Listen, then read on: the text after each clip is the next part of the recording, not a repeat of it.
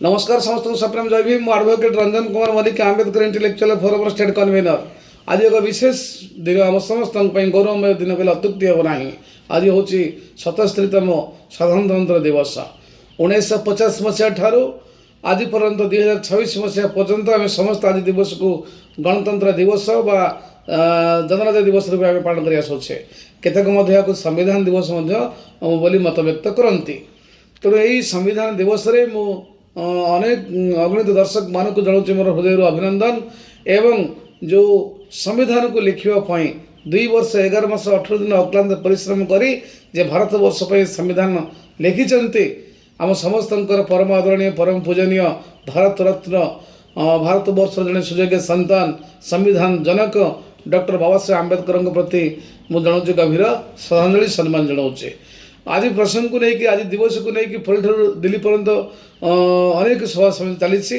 अनेक नेतृमंडली से बहुमूल्य वक्तव्य रखिंट आज यही 77तम साधारणतंत्र दिवस को लेकिन मोर आपण पाखे उपस्थापना जदि आज विषय वस्तु आपको भल लगे आज भिडियोटी भल लगे ये भिडियो को लाइक करेंगे शेयर करेंगे एवं जब प्रथम थर पर चैनल को देखुं सब्सक्राइब करने को भूलें ना एवं आपणकर सुचिंत मतामत कमेंट बॉक्स रे देवे आसतु प्रसंग को जीवा आज हूँ साधारणतंत्र दिवस 77तम तेणु यही गणतंत्र को लेकर आमर तत्कालीन राष्ट्रपति अमेरिकार कही गणतंत्र लोक मान द्वारा ये हूँ गणतंत्र शासन परिभाषा तेणु ये गणतंत्र शासन को लेकर यदि आम मूल्यांकन करवा आज मोर मन अच्छी पिला बेले आम बही पाठ पढ़ते पढ़ा बही जे यही दिन आम स्वाधीन हेलु विदेशी हाथर शासन शासन नेलु आम चलाऊ देश आमरी ना आमे नाउरी ये पद्यांशर प्रथम 2 पद हुए तो सत्य से दिन आम स्वाधीन होते 1947 मसीह स्वाधीन होते विदेशी हाथर आम शासन होते एक कथा ठीक कि आम चलाऊ देश आमरी ना आमे नाउरी ये कथा आज ये कथार गुरुत्व अनेक अंश परिपूर्ण होना आज ये देश को पुंजीपति शिल्पद्वारा चलाउछन्ते ये कहू चाहिए पाखापाखि 90% संपत्ति देशर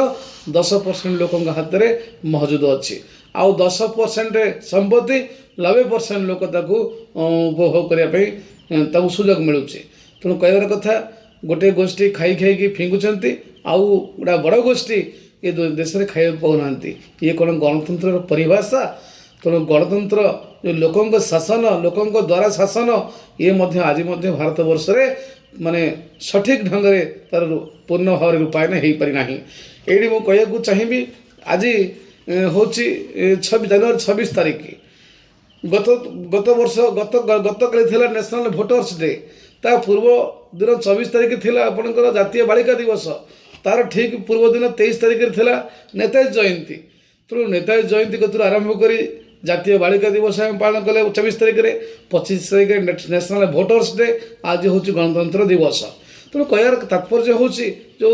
बालिका माने गणतंत्र देश में जो नारी मान को सुरक्षा देवा बा बालिका मान को सुरक्षा देवा जो आईन प्रोविजन अच्छी आज सब कार्यकारी कार्यकारी कराई था जो निर्भया कहतु परी कहतु बेबिना कहतु सौम्यश्री बालेश्वर पटना सौम्यश्री कहतु अनेक लोक अनेक पिला माने प्राणबलि देते आज से न्याय मिलना आज आप देखु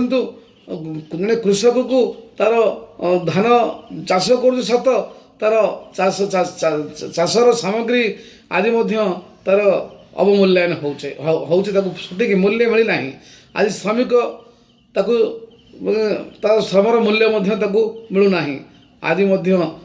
कृषक कहतु श्रमिक कहतु महिला कहतु छात्र कहतु सबु क्षेत्र में आम से प्रति न्याय करूना आज आप देखु आम सरकार गढ़ुचे किंतु आज देश तमाम से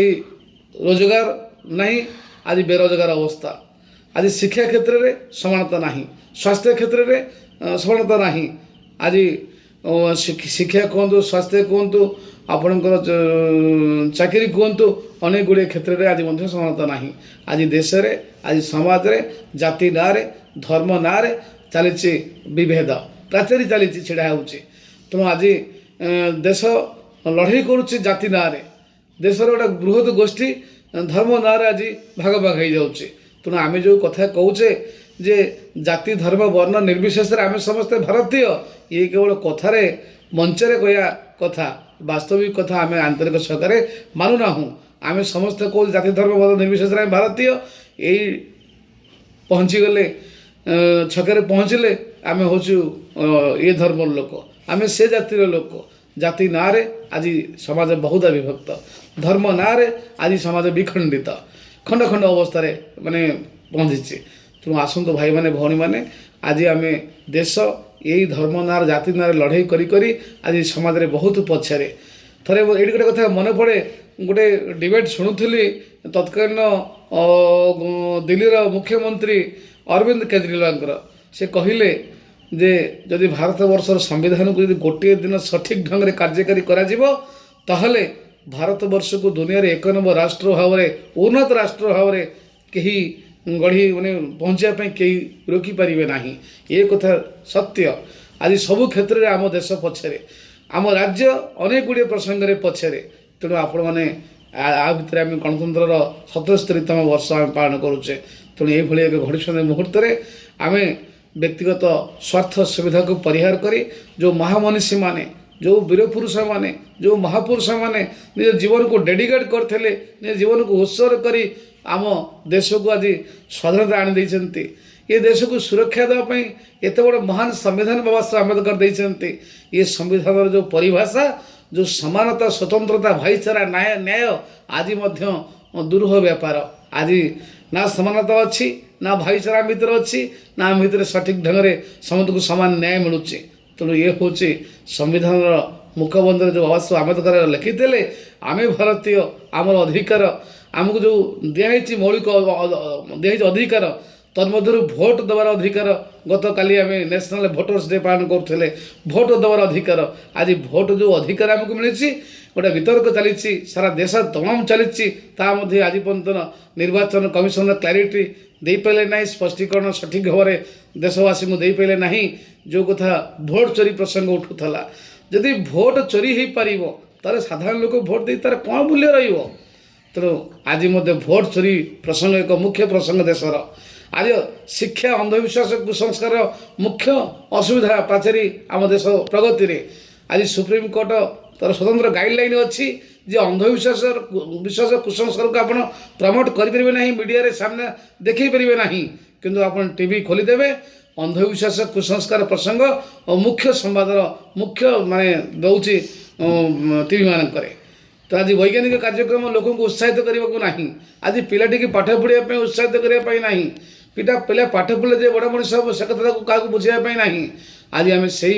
ପୁରୁଣା ଢାଞ୍ଚାରେ ଆମେ ଚାଲୁଛେ, ଆଉ ଆମ ଦେଶକୁ ଚଲେଇବା ପାଇଁ, ଆମ ନାଗରିକମାନଙ୍କୁ ସେଇ ଢଙ୍ଗରେ ଚଲେଇବା ପାଇଁ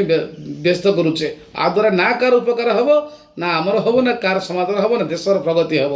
ମୁଁ ଆପଣଙ୍କୁ ଆଜି ଦିନ ସମସ୍ତଙ୍କୁ ଆହ୍ୱାନ ଦେବା ପାଇଁ ଚାହେଁ,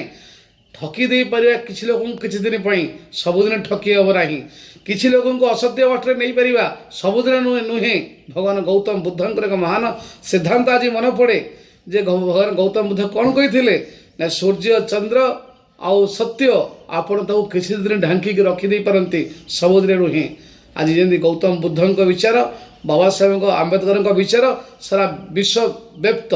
ଆପଣ ଚାହିଁଲେ ମଧ୍ୟ ତାକୁ ଅଟକାଇ ପାରିବେ ନାହିଁ। ଆଜି ଦୁଃଖ ସହିତ କହିବାକୁ ପଡ଼ୁଛି, ଆଜି ବାବା ସାହେବ ଆମ୍ବେଦକରଙ୍କର ଜ୍ଞାନକୁ ନେଇକି ଚାଲିଛି ବିତର୍କ, ଆଜି ବାବା ସାହେବ ଆମ୍ବେଦକରଙ୍କ ଧର୍ମକୁ ନେଇ ଚାଲିଛି ବିତର୍କ, ଆଜି ବାବା ସାହେବ ଆମ୍ବେଦକରଙ୍କ ଲିଖିତ ସମ୍ବିଧାନକୁ ନେଇକି ଚାଲିଛି ବିତର୍କ। ଏ ବିତର୍କ କେଦିନ ଆପଣ କରିବେ? ସମୟ ଆସିବ, ସତ୍ୟ ସମସ୍ତେ ଉପଲବ୍ଧି କରିବେ। ଆଉ କାହାକୁ ମୁଁ ଆକ୍ଷେପ କରିବା ପାଇଁ ଚାହୁଁନାହିଁ। ତେଣୁ ଆସନ୍ତୁ ଭାଇମାନେ ଭଉଣୀମାନେ, ଏ ବ୍ୟକ୍ତିଗତ ଆକ୍ଷେପ ପ୍ରତି ଆକ୍ଷେପକୁ ପରିହାର କରିବା,